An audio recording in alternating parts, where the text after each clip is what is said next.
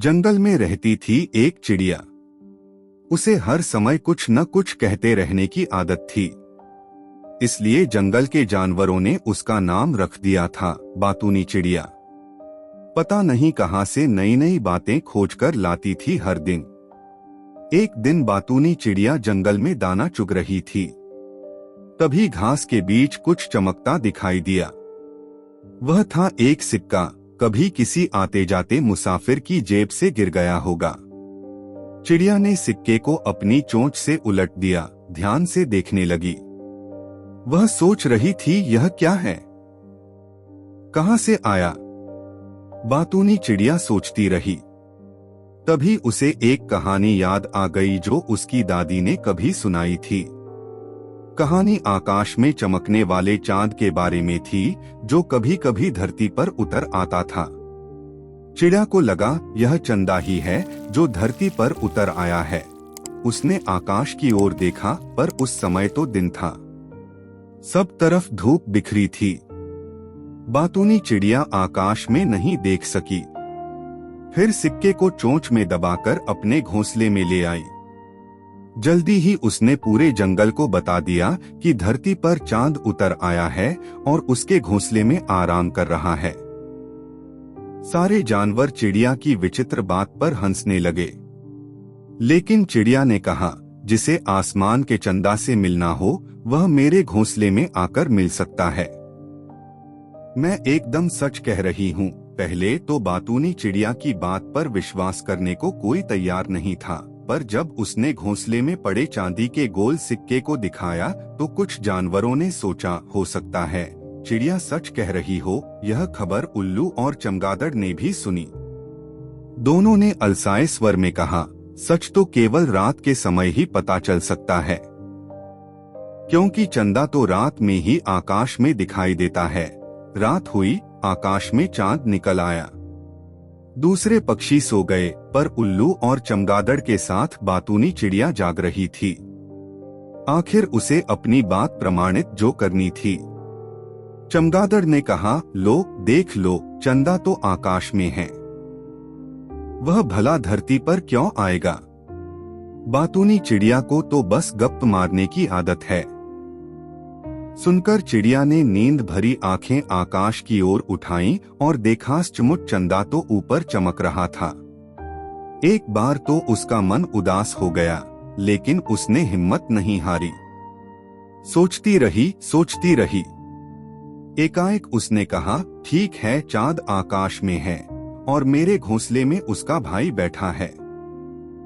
उल्लू बोला, चांद तो आकाश में अकेला है, उसका कोई भाई होता तो आकाश में जरूर दिखाई देता। चिड़िया ने बात बनाई, जैसे पेड़ अनेक हैं, हम जंगल के पशु पक्षी अनेक हैं, बस उसी तरह चांद भी बहुत सारे हैं। रही बात सारे चंद्रमाओं के आकाश में दिखाई देने की, तो जब एक चांद से ही रात में उजाला हो जाता है, तब बाकी सब चंद्रमाओं को चमकने की क्या जरूरत है भला। उल्लू और चमगादड़ समझ गए कि बातों में बातूनी चिड़िया को हराना मुश्किल है। वे घूमने चले गए और चिड़िया को नींद आ गई। सुबह चिड़िया जागी तो झट चांद के छोटे भाई को टटोला। उसका दिल धक से रह गया। घोंसले में रखा सिक्का गायब था। वह घंटों ढूंढती रही, पर चांद का छोटा भाई न मिला। हुआ यह था कि अनेक पक्षियों ने सिक्के को चोंच में उठाकर देखा था। सब चांद के छोटे भाई को देखना चाहते थे, बस उसी हड़बड़ी में सिक्का न जाने कहां गिर गया था। थक-हार कर बातूनी चिड़िया आंसू बहाने लगी।